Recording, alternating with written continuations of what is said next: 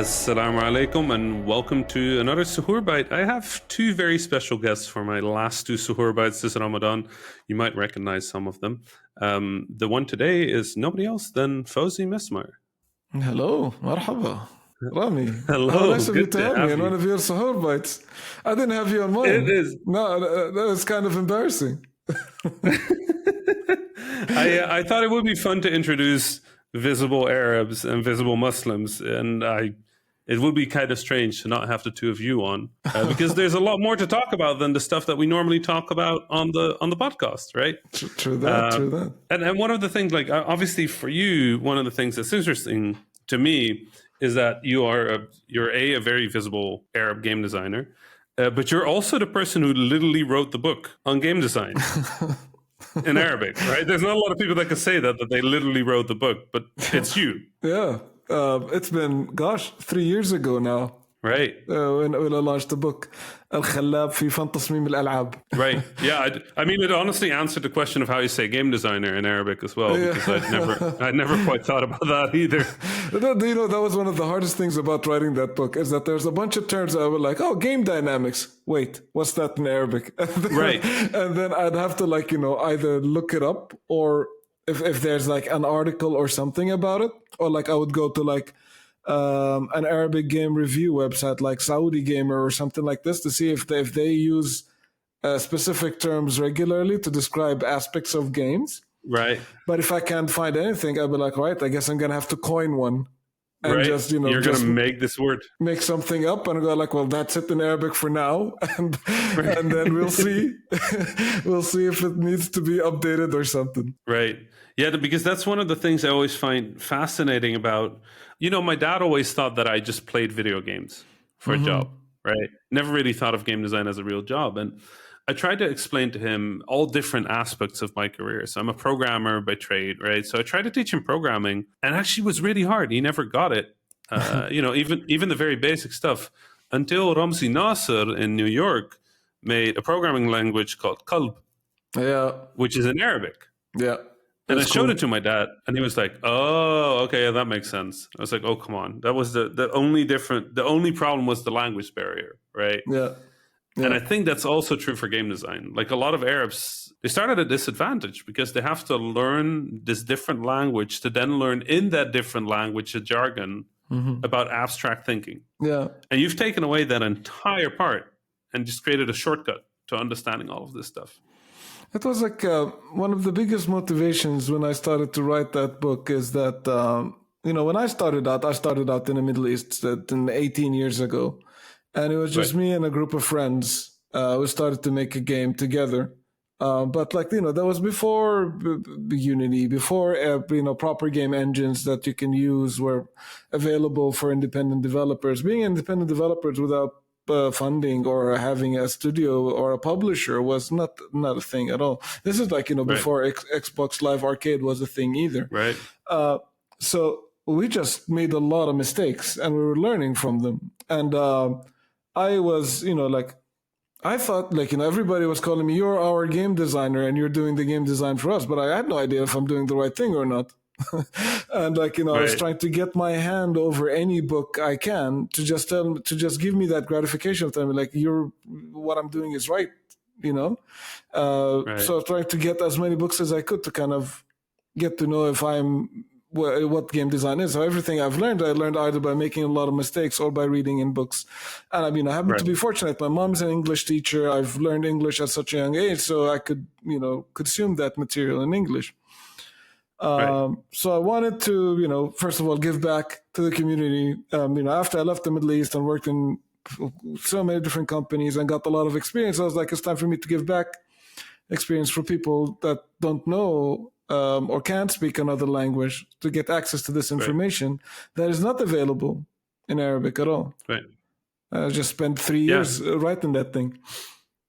Yeah, I mean, it's not a thin book. You went all out. You literally wrote all of game design. Well, not all of game design, but you wrote a really good primer on most parts of game design. It's Right. like I wanted to write like a game design one-on-one. If like somebody doesn't know anything about game design, they can Right. pick up the book and get an idea about what's going on. It's a textbook, so it's like 400 pages ish of material, but it's like, it's still the basics of what Right. is the history of video games, what is game design, what is game mechanics, what does game balance mean. And I Right. deliberately wanted to have a chapter at the end to just talk about how to get a job in the games industry, Right. from wherever you're coming from, especially like, given my journey as like how I made it into the games industry, from a country that didn't really have a game industry, or like it was in its very beginning. Right. I wanted to add something there for people to be able to get something to use. Right. It's funny. One thing that I'm recognizing from your story that makes me very happy is that I also mostly read the books to confirm that what I was doing was the right thing. It's not. It's not that I wanted to learn. It's just that I was doing things and I wasn't sure if they were correct. Yeah, man. Like And reading somebody who wrote a book about it and be like, "Oh yeah, that's the same. Okay, so that's what that's called. Okay, cool." Totally. Like one of my biggest motivations of wanting to leave the Middle East initially was that, I was already making games. And like, there were Right. people already playing my games that I've made in the Middle East. But I wanted to go and like, work with real game developers to see Right. how games should be made. And then when I did it, I was like, oh, they're actually doing the same thing. Right. They're doing exactly the same thing. And they also don't know what they're doing, just same as me. And Right. we're making a whole bunch of mistakes and we're learning from them. We're like, oh, okay, cool. Right. It's nice. I'm glad to see, because I mean, specialized knowledge is really hard to get in general for a lot of technology sectors, I think, in the Middle East, and especially for this level of abstract design work in games specifically. The fact that you were the first one it's at the same time kind of horrifying, but also good that there is a first one now. I'm hoping that there's an explosion of books about I the really topic. hope so. Really hope so. Right. Like Would be really nice. I wouldn't call myself to be like the best or the most qualified to write on the topic, but like I was, we're just gonna get something out there, and hopefully someone better Right. will come along and do a much better job than I did.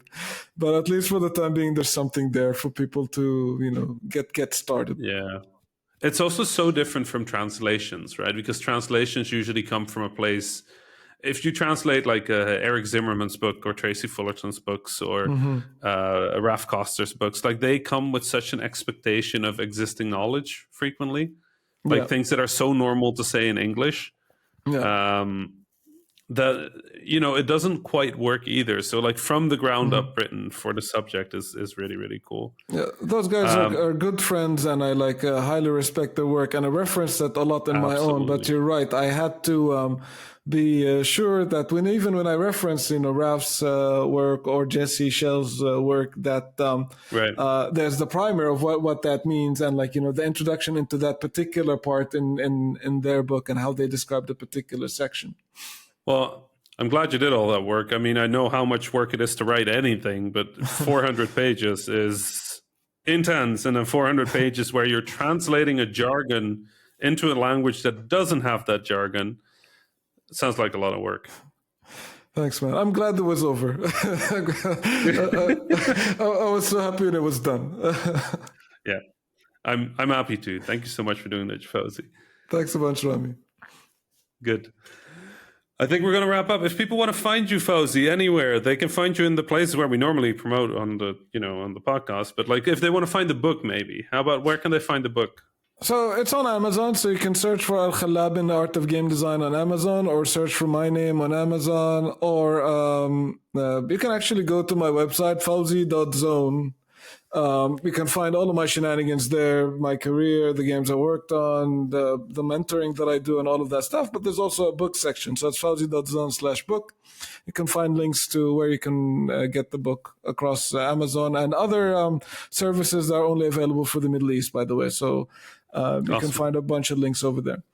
Shukran, ya Fawzi. Have fun.